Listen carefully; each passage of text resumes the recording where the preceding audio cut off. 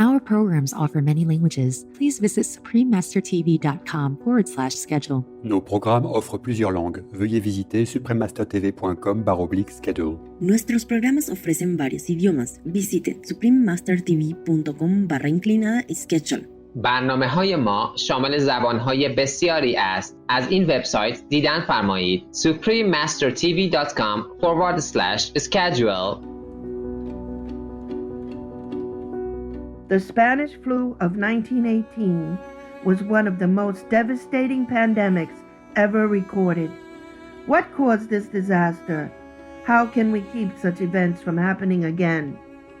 The Spanish flu of 1918, preventing such events in the future. Continue watching to find out more.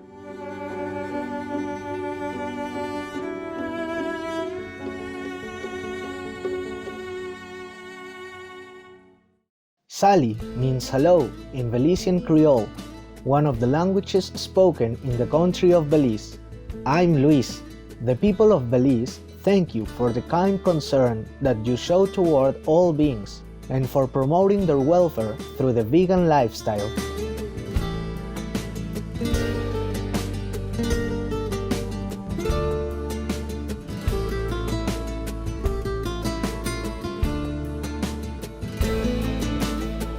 Welcome to our program, The Spanish Flu of 1918, Preventing Such Events in the Future. In today's program, we'll examine the origin, extent, and impact of the 1918 influenza pandemic, and also learn about the change which, if implemented, can prevent such a disaster from occurring in the future. The Spanish flu was one of the most devastating pandemics ever recorded. Starting in the spring of 1918, it eventually spread to almost every corner of the planet. Approximately 500 million people, or one-third of the world's population at the time, were infected by the virus, and 50 to 100 million had died. In the USA, approximately 675,000 people perished. What was the cause of this pandemic? Like COVID-19, the Spanish flu was a zoonotic disease, meaning it originated in animals and was then transmitted to humans. In 2005, a genetic analysis was done for the 1918 virus, obtained from the preserved tissue of a victim, concluded that it had an avian origin, coming from either wild or domestic birds, such as chickens, turkeys, or geese.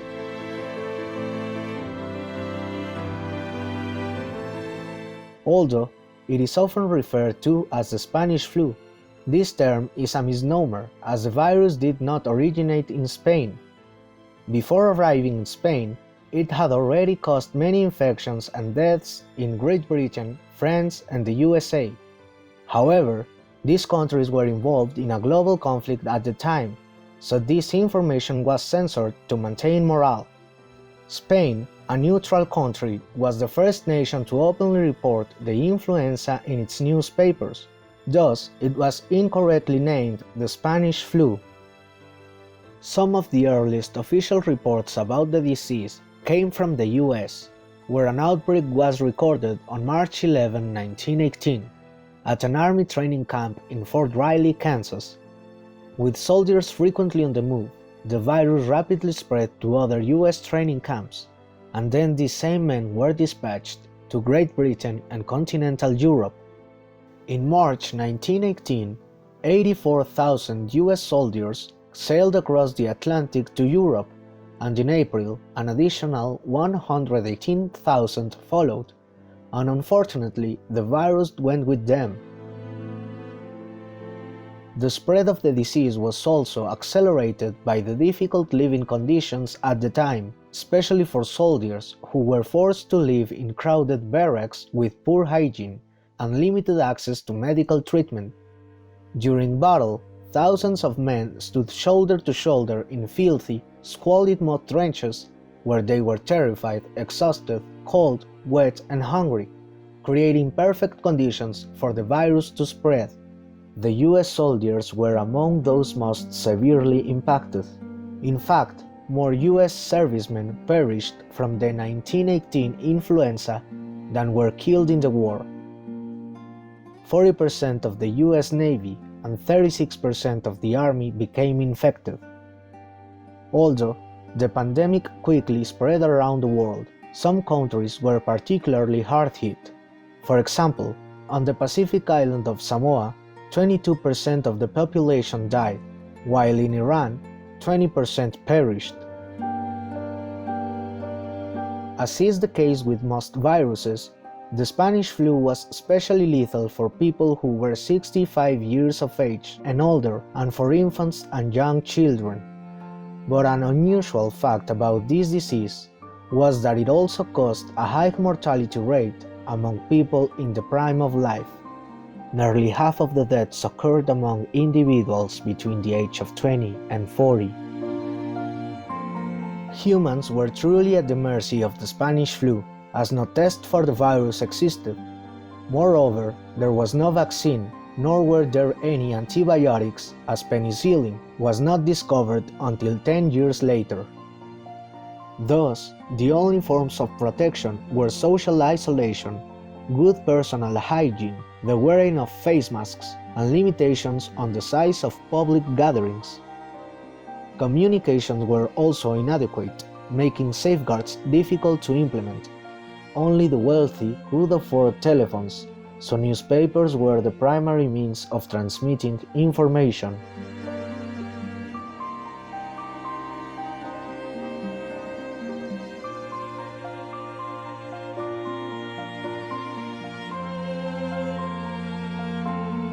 The pandemic struck in 3 separate waves, with the first beginning in early 1918.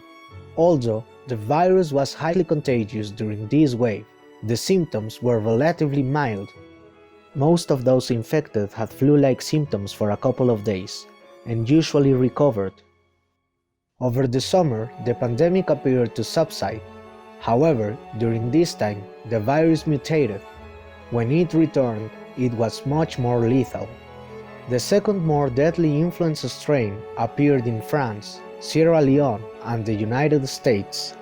This time, those infected quickly experienced more severe effects, including extreme fatigue, high fever, headache, and a dry cough. The victims' condition quickly worsened, and many died within 24 hours, and death was excruciating, with blistering fevers, nasal hemorrhaging, and pneumonia, as the victims gradually drowned in their own fluid-filled lungs. In addition, the mortality rate of the second wave was high. The World Health Organization estimated that from 2 to 3% of those infected died. By October of 1918, the influenza had reached its peak, and it was in that month that the greatest number of fatalities occurred. During October, approximately 200,000 people in the US perished from the Spanish flu.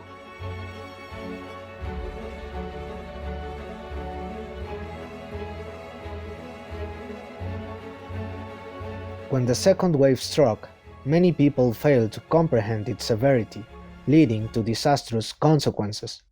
For example, in September, in Philadelphia, USA, the city's leaders decided to go ahead with their Liberty Lawn Parade, which was attended by tens of thousands of people. Within 72 hours, all the beds in Philadelphia's 31 hospitals were filled. Over the next 10 days, 2,600 Philadelphians had died, and another 200,000 were sick. By March 1919, 15,000 of the city's residents have lost their lives.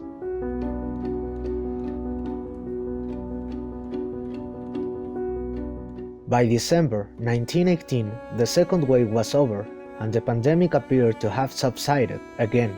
However, the reprieve was brief. World War I ended on November 11, 1918, and soldiers returned to their homelands, bringing with them an unexpected gift: the influenza virus. Thus, a third wave of the pandemic emerged, commencing in January 1919 and lasting until June 1919. By the time it finally ended, 28% of the US population had been infected. The Spanish flu spread even to the most remote parts of the globe. In 1918, Breivik Mission, an isolated community on the western shores of Alaska, was home to around 80 adults, most of whom were Inuit natives.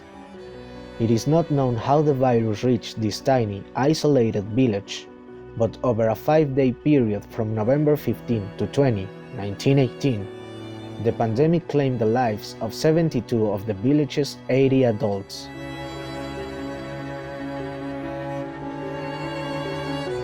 The war was finally over, even as the plague and its effects lingered on. In the US, it killed about 675,000.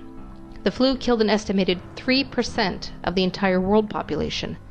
In Latin America, the flu killed 10 out of every 1,000 people.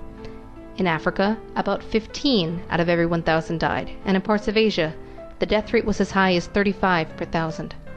In Tahiti, it killed 10% of the population, and in Western Samoa, 20% of the population died. In India alone, it killed about 20 million people. You may be asking yourself, could a deadly flu like that happen again? It's important to understand that the Spanish flu was devastating for a number of reasons unique to that time. However, the essential formula for epidemics still exists. Viruses sometimes jump species, for instance from pigs to human. This could happen at any time, anywhere in the world. And of course, flu viruses are constantly mutating. Usually mutations are minor, but occasionally a big mutation can happen. This has happened a few times in recent history. For instance, the Russian flu of 1889 killed about 1 million people. The Asian flu of 1957 killed about 2 million. And the Hong Kong flu of 1968 also killed about 2 million. The Spanish flu continues to plague the world today as the common flu. The Center for Disease Control, CDC, estimates that between 3,000 and 49,000 people in the US die each year from flu-associated illnesses. The Spanish flu devastated the earth. What can we do to prevent such pandemics in the future? Dr. Gordon Galia, World Health Organization representative to China, explained the primary cause of these viruses. As long as people eat meat, there is going to be some risk of infection.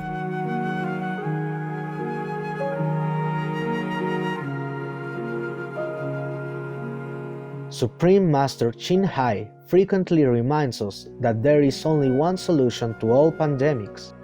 We must stop all killing, both of our fellow humans and our animal co-inhabitants. Both the Spanish flu and COVID-19 were caused by the accumulated karma from killing others, and humanity must suffer a lockdown as a result. Master explains why this lockdown is both necessary and karmic. Remember the so-called Spanish flu? Yes. Because the lockdown, the curfew has been reopened so early. They had the second wave of Spanish flu which killed millions of people. Oh. Therefore, the close down is very important. It's very necessary to save lives. Yes, Master. Master, how long do you think this lockdown will last? Oh, my God. It lasts as long as the karma, the consequences of our actions, of our killing actions, has not been leveled out. Yes, Master. We have to pay the karmic consequences of treating each other wrongly. Like we imprison prisoners of war, we just start war for any reason and imprison people and the animals. You can see they are locked down all their lives and then die a horrible death at the end.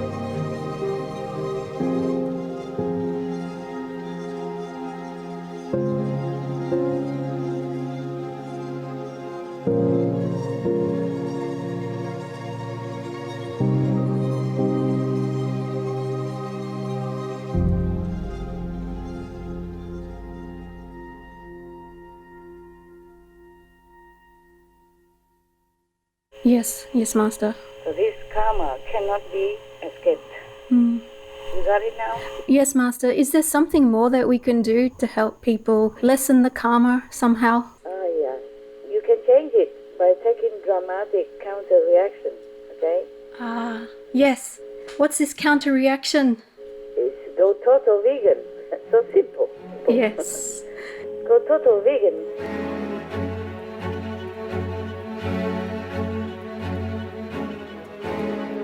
Many thanks, Supreme Master Chin Hai, for pointing out that by making the simple change of adopting a compassionate, novel vegan lifestyle, we can prevent pandemics from happening in the future.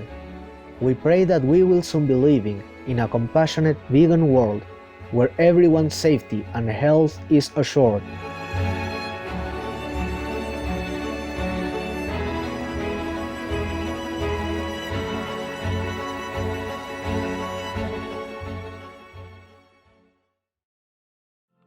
Cherished viewers, thank you for your company today. Coming up next is From the Gnostic Nag Hammadi Library on the Resurrection and the Father, Part 2 of 2, right after noteworthy news. Through the grace of the Divine, may you grow in spiritual consciousness and wisdom every day. Our programs offer many languages. Please visit suprememastertv.com/schedule and suprememastertv.com/show.